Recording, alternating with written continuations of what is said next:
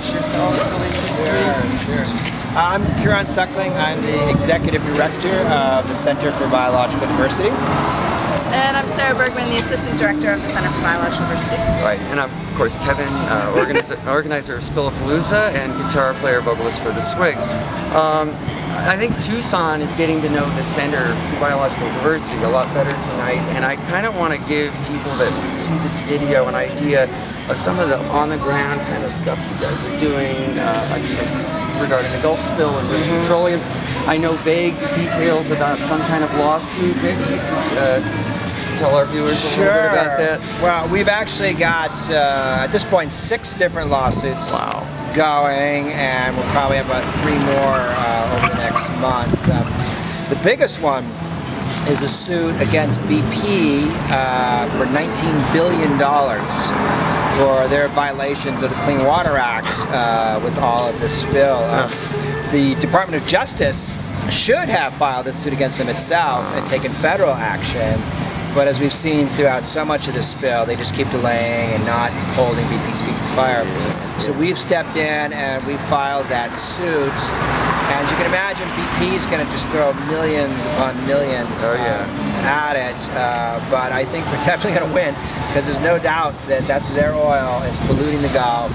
And it's having a massive effect. So that's certainly our biggest goal. And this could take years. This will take years. That's what they do, is bury you in paperwork and suits and all kinds of BS.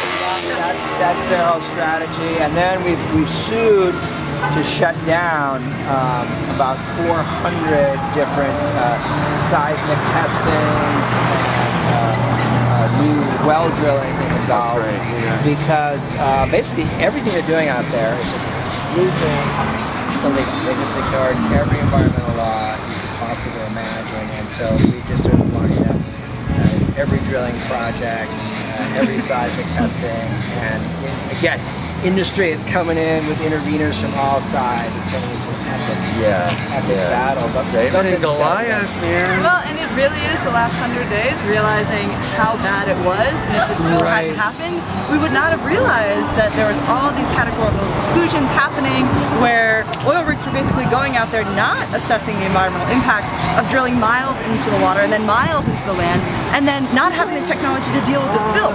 So the center's lawsuits range from protecting endangered species that we're in the process of breeding and not going to have that generation of sea turtles or bluefin tuna coming out, as well as dealing with immediately shutting down more projects from being approved with those exclusions. And then this forward-looking Clean Water Act suit is that $19 billion goes into account held by the government to take care of restoring this ecosystem that's been devastated by the BP spill. Right.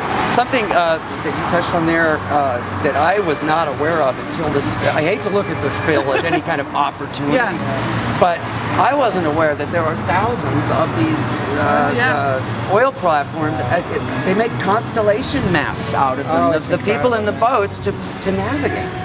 I didn't know that. You go to the Gulf Coast and you look out, and they're out there beyond the horizon. Well, and that's the big move to going to offshore drilling, because it's not in people's backyard. They're not exactly. And this spill is, from the very beginning, the Center for Biological Diversity was focused on making sure it wasn't a one-time technological failure spin. It was actually dealing with the whole problem that exists with offshore oil drilling, is that there are thousands of unpermitted projects. I mean, you could see this thing coming 100 miles away, that something was going to happen eventually with this out there. It's just a matter of when. I mean, so many people predicted that there was going to be a big blowout at some point, and they just kept saying, look, we're making money, just keep your mouth shut, and they just hoped. It was basically Russian roulette. They just hoped that the gun would not go off, and it finally did. And this is just the first. I mean, there have been other spills. I mean, hundreds of them in the Gulf that we haven't heard about. Every single year, there are multiple spills. People are killed every single year out there. In fact, Transocean, the company that owns the Deepwater Horizon rig, the year before, 4 people died on their rig, and they got a safety award from the federal government for being so safe. It's disgusting. So to them, it's just business as usual. Big spill, people dying, people maimed. It's just the cost of doing business. So we really hope that, you know, by really coming in and hitting these guys really hard, really fast over this spill, that we can really shake up the whole system down there and reform this whole agency. In fact, they've already basically dismantled the whole oil drilling agency and are bringing in a new one. You know, we're still not satisfied that that's enough, but clearly already, I mean, they're feeling like they're really on the run at this point.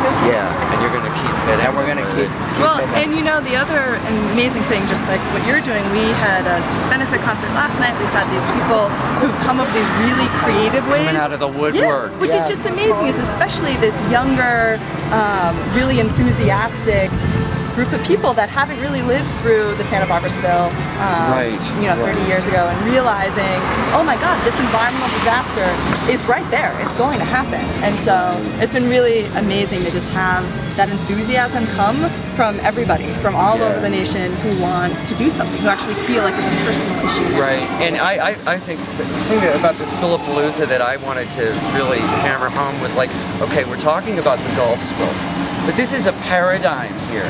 I just heard about all this stuff that goes on in the Amazon, which is there's a movie called Crude about that, which is appalling, and you have sort of like, okay, cancer cases that show up 20 years later.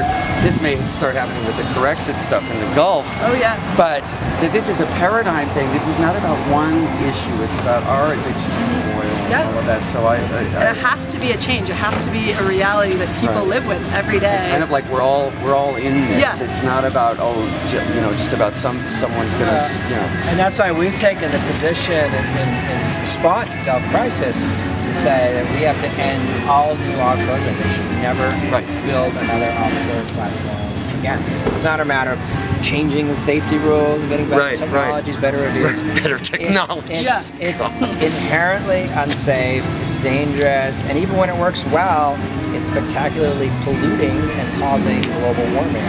And this should be the moment where we say, look, enough is enough. Let's start investing in solar energy, wind energy, clean technologies, and just get away from this horrific, dangerous, polluting way of having energy. Right, and the pattern that we're in of this sort of Western lifestyle, of this convenience, quote unquote, of, you know, cheap oil, global warming.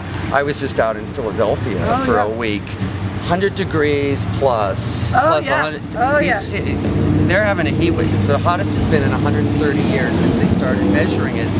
And these cities were not designed for this kind of stuff. So, and they all say, oh well, maybe the autumn will be better or something. But I think on a gut level, Americans are starting to sort of wake up well, the whole world. You know, right now Russia is having the biggest heat wave in recorded history. 2,000 people have died just from drowning, trying to get out of the heat. And people have died from heat stroke. Yeah, it's unbelievable. And so, and you're right. Like, we live in these huge cities that are not set up to deal with this kind of intense heat.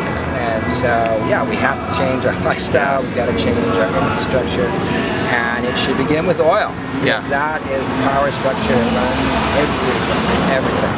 Yeah, that is beautifully put, and we have a lot of we have some organizations like Bicus, which are here tonight, which are you know they recycle bicycles and make them freaky and make them cool and cheap. And anyway, I want to thank you guys so much for coming out here tonight, and stay a while. And yeah, Spillapalooza TV, Biological Diversity. Thanks.